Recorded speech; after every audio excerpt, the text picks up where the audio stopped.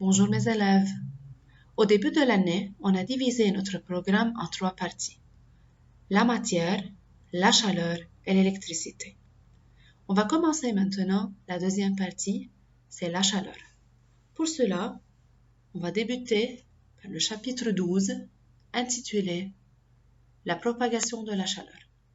Dans ce chapitre, vous allez voir comment se propage la chaleur et quelles sont les différentes formes de transfert de la chaleur, la conduction et la convection.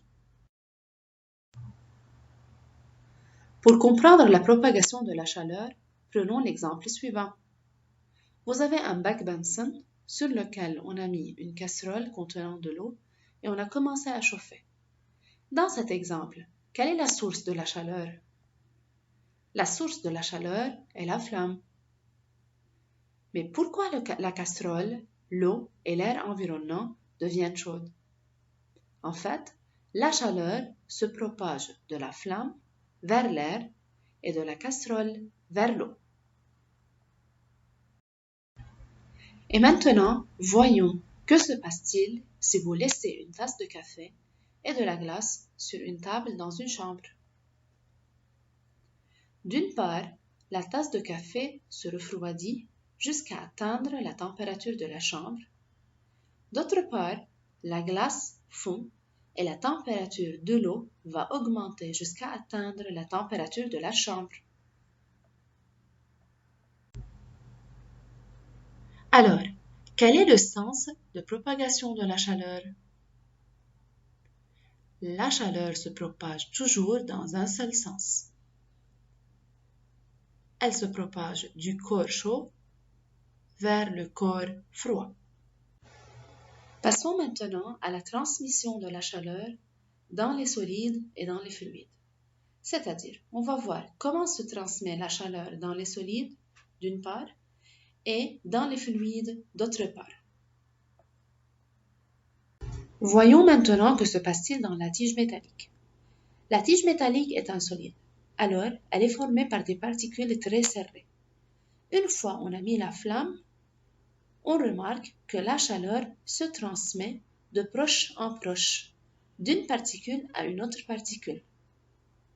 Alors, une fois on a collé les clous vont tomber l'un à la suite de l'autre. La chaleur se transmet de proche en proche dans la tige métallique par conduction. Mais est-ce que tous les solides conduisent la chaleur de la même manière? Prenons cet exemple. Si vous avez 2 cuillères, une cuillère en fer et une cuillère en bois, et vous voulez agiter une soupe chaude, laquelle des 2 cuillères pouvez-vous tenir avec votre main, sans brûler votre main? En fait, c'est la cuillère en bois. Mais pourquoi? Parce que le bois est un isolant de la chaleur, alors que le fer est un bon conducteur de la chaleur. Donc, les différents solides ne conduisent pas la chaleur de la même manière. Il y a des solides qui conduisent la chaleur, ce sont les bons conducteurs, comme le fer et l'argent, et il y a des solides qui ne conduisent pas la chaleur, comme le verre et le bois. On dit que ce sont des mauvais conducteurs de la chaleur. Jusqu'à maintenant, on a vu que la chaleur se transmet dans les solides par conduction. Voyons maintenant comment se transmet la chaleur dans les liquides et dans les gaz. Prenons maintenant l'exemple des gaz. Si vous tenez un ruban au-dessus d'une flamme, que se passe-t-il? Tout d'abord, l'air au-dessus de la flamme se chauffe. Il crée un mouvement vertical qui s'élève en faisant tourner le ruban. Ce mouvement est appelé courant de convection. Alors, d'après cet exemple, on peut tirer que la chaleur se transmet dans les gaz par convection. Prenons maintenant l'exemple des liquides. Si vous introduisez de fines particules de bois dans un récipient contenant de l'eau et vous commencez à chauffer le récipient, que se passe-t-il alors? On remarque que l'eau au fond du récipient se chauffe, elle crée des courants de convection qui s'élèvent en faisant tourner les fines particules de bois.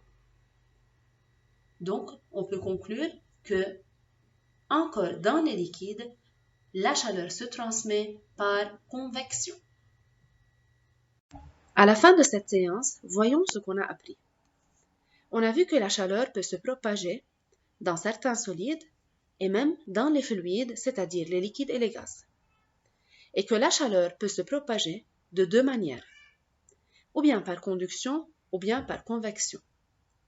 La conduction est la propagation de la chaleur dans certains solides, alors que la convection, c'est la propagation de la chaleur dans les fluides, c'est-à-dire dans les liquides et dans les gaz.